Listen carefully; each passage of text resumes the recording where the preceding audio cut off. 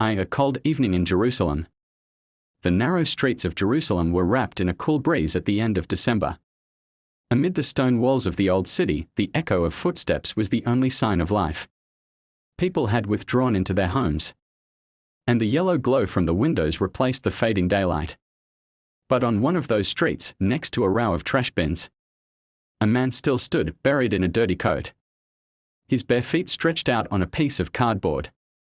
His name was Avi. Avi had been living on the streets of Jerusalem for 5 years. He was once a carpenter with a small workshop in Tel Aviv. But debt, illness, and a fire had taken everything from him. The first time he had to reach out for help, he had to swallow his pride. Over time, he became used to being invisible. He had become someone that everyone passed by without a word. That night seemed no different until a black vehicle silently slowed near the corner where Avi stood. 2 eyes behind bulletproof glass. 2 men stepped out of the sleek black car, wearing black coats, earpieces, and serious expressions. They looked straight at Avi. He backed away, fearful. He felt like he was being arrested. But one of them stepped closer and gently said, "Mr. Avi, please don't be afraid. We've been looking for you." Avi narrowed his eyes. "Me? No one looks for me." The man smiled. "Prime Minister Netanyahu wants to see you." Those words echoed in Avi's mind like a gong. It felt like a joke. "Are you messing with me?" he asked, trembling. But the man was serious. 5 minutes later, Avi was in the backseat of a luxury vehicle, leaning against the window as it glided through the shining streets of Jerusalem. His first time inside a car so grand. 3 face to face with the most powerful man in Jerusalem. When the armored car stopped in front of the official residence of the Israeli Prime Minister, Avi could hardly breathe. He had only seen beyond those walls on television. What was it really like inside? Golden carpets, grand halls. When the car door opened, he squinted toward the entrance. Despite the night, the spotlights around the building lit every corner. Marble pillars, wide stone steps. Black-suited men moved silently and carefully. Security was intense. But standing at the top of the stairs was a figure, Benjamin Netanyahu. Netanyahu gave a slight nod in greeting. He was smiling, warmly and sincerely. Not the politician Avi had seen on TV. Avi hesitantly stepped forward. With every step, the sound of his worn boots echoed against the marble. When he reached the top, Netanyahu extended his hand. "Welcome, Avi." Avi couldn't speak. But he took the Prime Minister's hand and nodded respectfully. For a quiet meal. The palace interior was magnificent, gilded paintings, long red carpets, crystal chandeliers. But Netanyahu led Avi directly to a small and modest room. Just a table, 2 chairs, and a few simple dishes. Netanyahu spoke first. "I don't like luxury. Life is more meaningful when it's lived simply." Avi nodded, sitting quietly. Across from him sat one of the most powerful leaders in the world, yet he didn't feel small. Netanyahu asked, "Do you have any family? What did you do for work? How did you end up on the streets?" Avi told the story he hadn't told anyone in years. His mother's death, losing contact with his brother, the workshop that burned down, and how he ended up sleeping on stones. Netanyahu listened not as a politician, but like an old friend. He never looked away. "You simply fell, Avi. But falling isn't failing. You can rise again." A night at the palace. After dinner, Netanyahu insisted that Avi stay the night in the guest room. "Tonight, you are my guest. Rest. Tomorrow, I have plans for you." When Avi entered the guest room, with its royal feel and snow-white sheets, his eyes welled up. A soft bed, after years of sleeping on concrete. He couldn't sleep. Listening to the ticking wall clock. Eyes on the ceiling. He asked himself, "Why me?" Over and over. But there was no answer. Not yet. 6, a new morning. Early the next morning, a knock on the door woke him. A palace staff member politely invited him to breakfast with Netanyahu. This time, the table was in the garden. A small setting with olives and tea. Netanyahu was dressed in a simple shirt. No political air, just a friendly breakfast. "Avi, I want to help you. But not like charity. I want to do it as a friend." Avi's eyes filled with tears.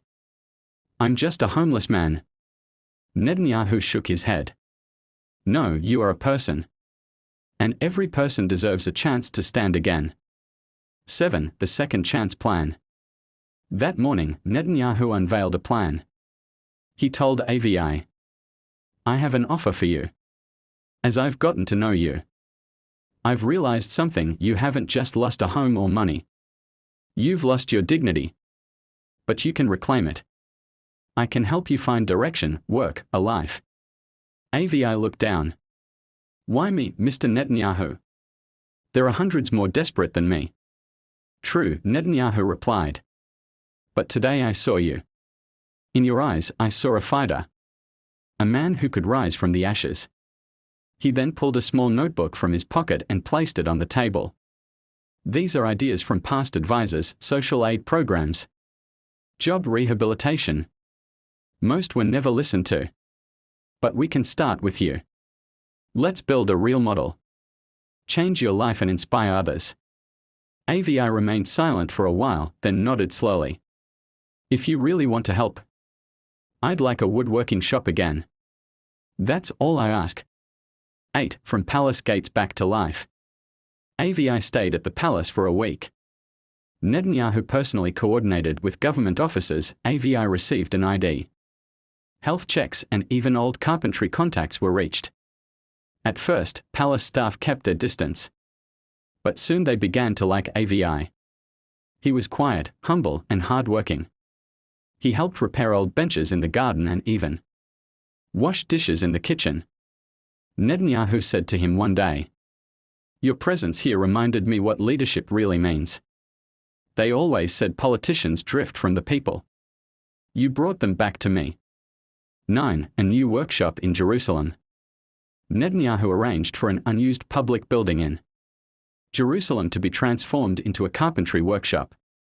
The old stone structure was renovated, equipped with modern machinery and proper ventilation.